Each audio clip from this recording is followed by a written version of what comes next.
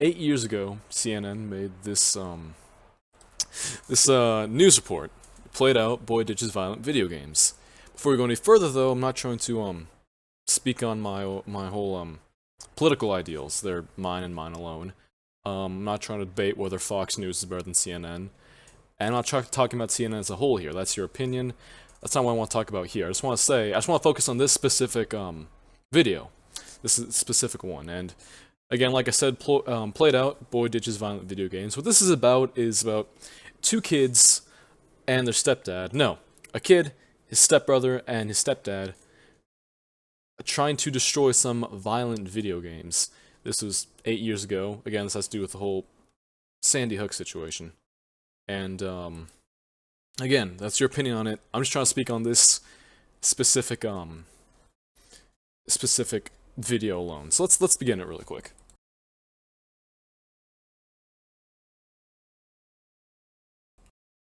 And then there's this. A 12-year-old boy loves his video games, lives, of all places, in Newtown, Connecticut. But he decided just this week he didn't want to kill anyone in just a game. He wants other kids to do the same. That actually gives off the wrong impression. That right there, that sentence. Let's skip ahead to the actual video. And just by taking one shot at this, it looks like a comedy skit. It doesn't look like an actual news report. It generally just looks like something you're made to laugh at. Because it looks just dumb, you know? And it is dumb. It really is. Let's continue watching. Just a couple days ago, and I just want to express, of course, our sympathies to a lot of the families there in your town. But you guys are trying to take a negative, perhaps, here and turn it into a positive. Max, let me begin with you. Why do you want to get rid of some of your video games? We wanted to get rid of the video games because we feel that it's negatively affecting some of the minds and feelings of the youth of this nation, and we just wanted to change that. So the goal is pretty clear. They want to affect the negativity that comes from video games, violent video games, to say the least. And that was their whole movement. Now, for those of you who've actually seen the thing, I'm not going to go through the whole entire video here, but their plan was for the garbage company to come over and actually destroy the video games themselves, as opposed to just taking a hammer at them and just breaking them. They actually wanted the garbage company to come over and destroy the video games, essentially. These not all the video games, not like a bunch of video games, but just those specific games they have right there. And yeah, there's not much more to it other than that. This feels honestly like one of those things that a kid would do, I guess, to because I feel like they're supposed to do it, as opposed to them actually caring. Like, okay, for instance, as an example, when I was in elementary, about second grade or so, whenever me and my friend Ethan would go to the bathroom, we would always talk about actually what we would do is, okay, the bathrooms there in my elementary, they were disgusting. They had just toilet paper and all this crap just displaced everywhere. And we would always go to the office and say, hey, the bathrooms are really dirty. There's bad stuff happening in there, right? And obviously the school would be like, oh, we'll deal with it. You know, we'll take care of it. Thank you for telling us about this. And you know, it's just looking back on it now, it's just one of those things that just has no effect, never did anything. It's gonna be taken care of literally that night, and then it's just gonna happen again right after it. So essentially, it felt like it felt like we were doing a good thing, but at the end of the day, when looking back on it, it's like that did nothing. And even then, nowadays, it's not even an issue we're concerned about. So essentially, I feel like this gives off the same vibe that back in the day may have felt like something you're supposed to do from a little kid's perspective, but now it made no difference in anyone's lives other than yourselves. And yeah, that's just the vibe that this gives off. Because I feel like nowadays these kids probably don't really care, unless they've been pushing this thing. But as of now, this is all I can find on these two kids. I've searched up Max Goldstein. I found a bunch of YouTube channels that all are named Max Goldstein, but none of them relate back to this situation.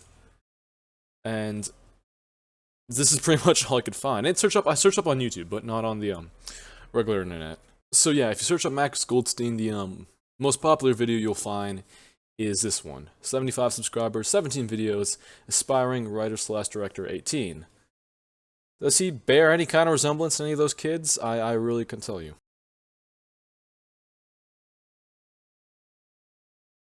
Well, I mean, he looks like the kid on the left, but I don't know which kid is Max. They just said one of them's named Max, and that's it. So, as far as I know, this is all that really happens, and, I don't know what happened to this played-out movement.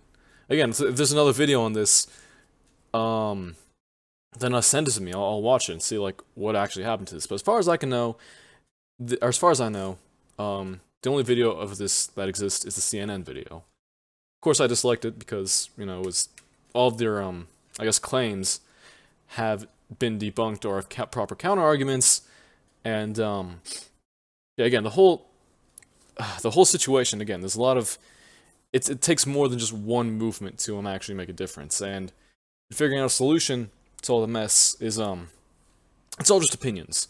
Of course, by the mess, I mean, you know, the, whole Sandy Hook situation, and situations like that that happened after.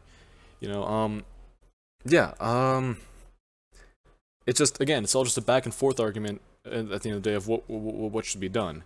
It's all just opinions. There's no actual, I don't know, any solution that comes by has pros and cons to it, or anything that would be considered a solution, again, has pros and cons to it, and there's always going to be people who object that solution, so there's not much you can really do at the end, as far as I know. But, yeah, I just want to revisit this back in 2021. It's been about 8-ish years, 9-ish years since this was released. And as far as I know, this is as far as the video goes, as far as the whole movement goes. If you look at some of the comments, they're actually pretty good. Dad obviously forces kids to destroy their video games. Actually, I feel I feel like this is their own doing again, because they felt they have to, not because they actually wanted to.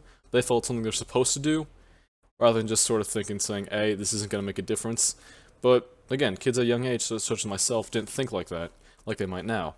So I don't really know about that one, but why'd the father even buy Emery games if they knew they were violent? Who knows? Breaking news, world peace has been created thanks to the destruction of 4 copies of Mario Kart Wii.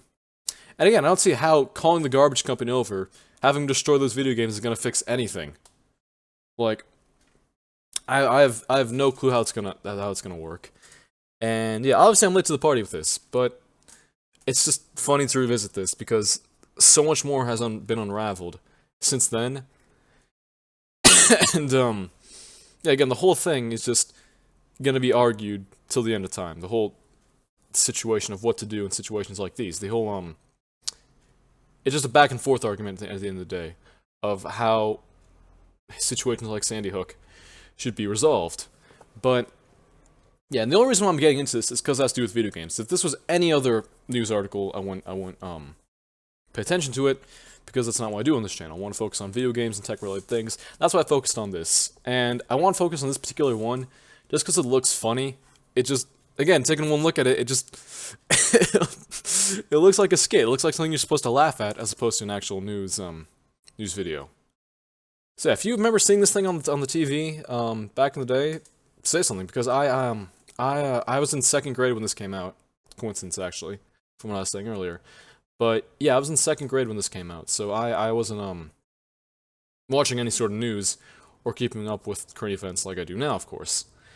And just going back to this after all these years, again, it's just funny to see it's just something like this.